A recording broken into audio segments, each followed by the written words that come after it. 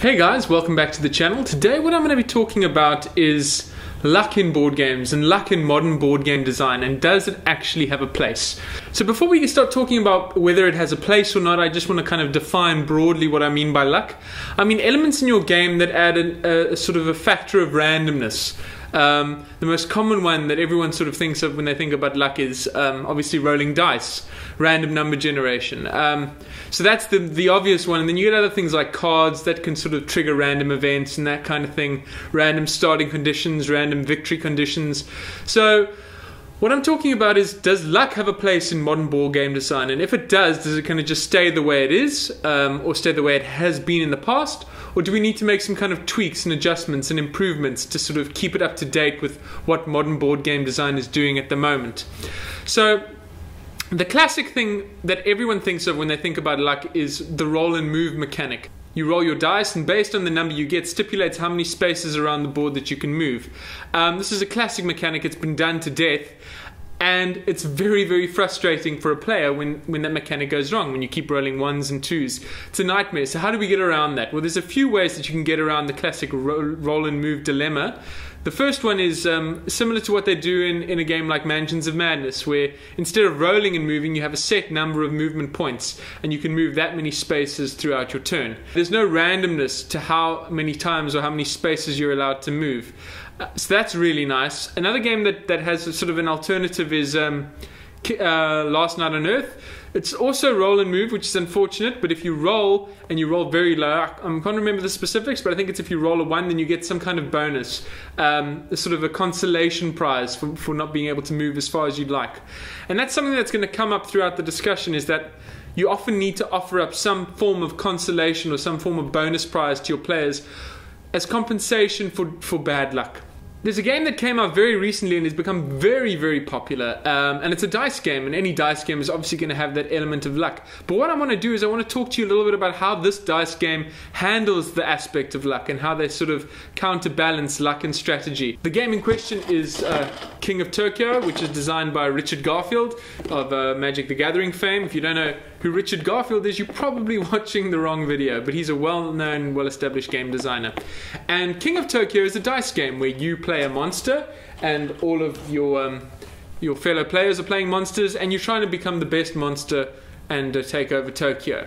So the way it works is you have 6 dice that you roll. This number can be increased through cards and other abilities, but as a standard it's 6 dice that you roll, and based on the dice that you roll and the combinations of dice that you roll, you get to choose particular actions and trigger certain abilities. So what you'll do is you'll roll your dice and you'll get to do those actions. Now the way that they did it that was so clever, and it kind of utilizes the Yahtzee mechanic, is that instead of just getting what you roll your dice once, then you get to select any number of those dice, roll them again, and do the same thing a third time. So basically what you do is you roll your first hand of dice. Based on what you get, you can sort of start thinking about what strategies you want to go for, whether you want to go for energy or points, or to do damage or to heal yourself, and then roll supplementary dice to make that strategy work the best way that it possibly can. What's so clever about King of Tokyo as well is that none of the options that you get are bad options. Okay, you're either going to be earning money, you're going to be healing yourself, you're going to be attacking your opponents, or you're going to be earning victory points. And victory points are the way that you win. So basically, however the dice come up, you're never going to be in that situation where, oh, I rolled something and now I die, or I go back 2 spaces, or I've suddenly given the game to someone else. So that's very clever, using that mechanic of re-rolling the dice. But there was always an issue in King of Tokyo that if you were at full health, the hearts were the only kind of booby consolation prize thing that you wouldn't really want. So as a base game, there's a slight balancing issue with the dice rolling in terms of the hearts, okay? So if you have full health and you end up just rolling hearts and hearts and hearts, it's not going to do anything. It's very much a booby prize, a consolation prize, not an ideal roll. So what they did, which is so clever, is they released this, which is the King of Tokyo power-up expansion. And what this added to the game was a set of evolutions for each of the monsters. So basically what would happen is you would roll, and if you manage to roll 3 hearts in your turn, in addition to healing 3 hit points, you also get to draw a random evolution. And this is a permanent ability that gets added to your character, buffs up your character, makes him more powerful, a better character to play with. So through the evolution deck, they balanced out the issue of the heart problem, where rolling hearts is always just kind of feeling like a consolation prize or a booby prize.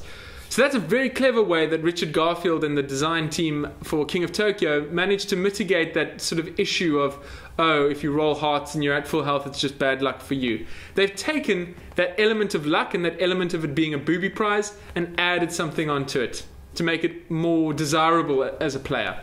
Another game that uses dice and sort of the dice rolling mechanic in a very clever way is by designer Stefan Feld, a game called Bora Bora. And what happens in Bora Bora, it's kind of got a worker placement action point selection system going on where you'll roll dice. Based on the dice that you roll, you place them and you take certain actions. And the higher the number, the better the sort of return on your investment that you'll get from that particular action. So you might think, well, that's just classic luck. You roll high, you do better. You roll low, oh, sucks to be you. What makes it so clever is that you're taking turns, and whatever dice you place down on an action, and there's a limited number of actions, whatever dice you place down on an action, if anyone else wants to take that action, they have to place a dice of lower value than yours. So you roll high and you get the stuff that you want and lots of it. But if you roll low, you can use those low rolls as weapons against your opponents. So basically, you know, she really wants to get 5 of whatever that thing is, and I can see she's rolled a 5. I'm going to put a 1 or a 2 down here, and I'm going to essentially block her from taking that action. So it's using both the good rolls and the bad rolls of the die in strategic development. So you don't necessarily always want to roll high. You want to roll a bit of both.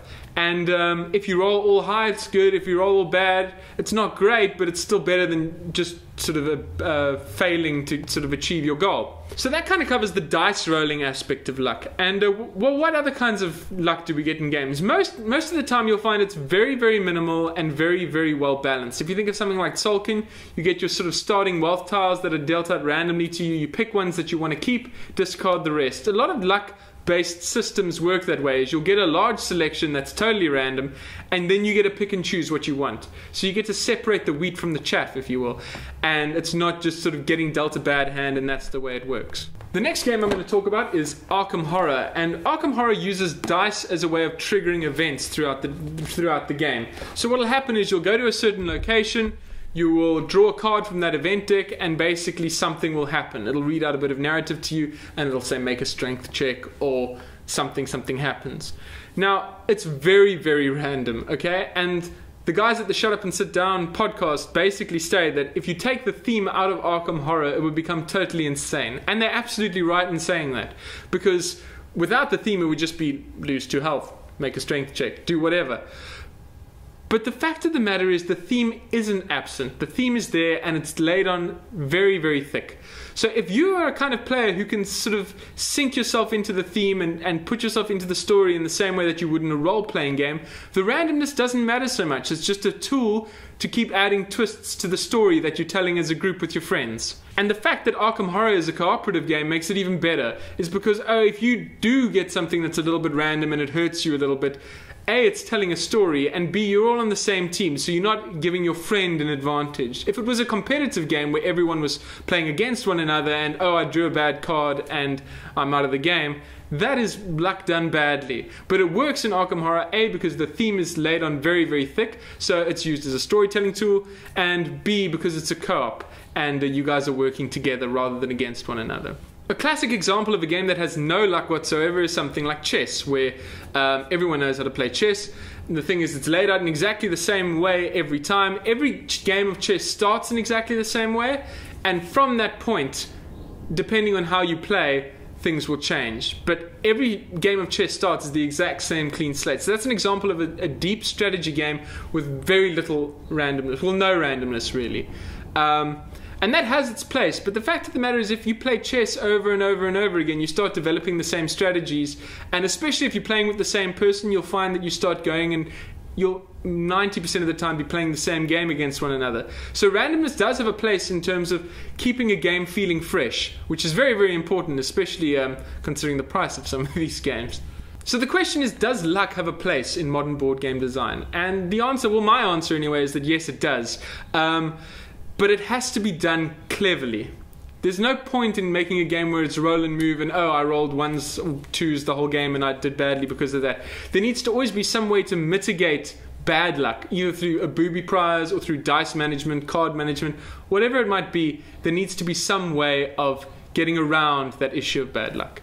So thank you for watching. I hope you enjoyed the video. Like and subscribe, share, comment, do all of that good stuff, and I will talk to you soon. Until next time, good luck.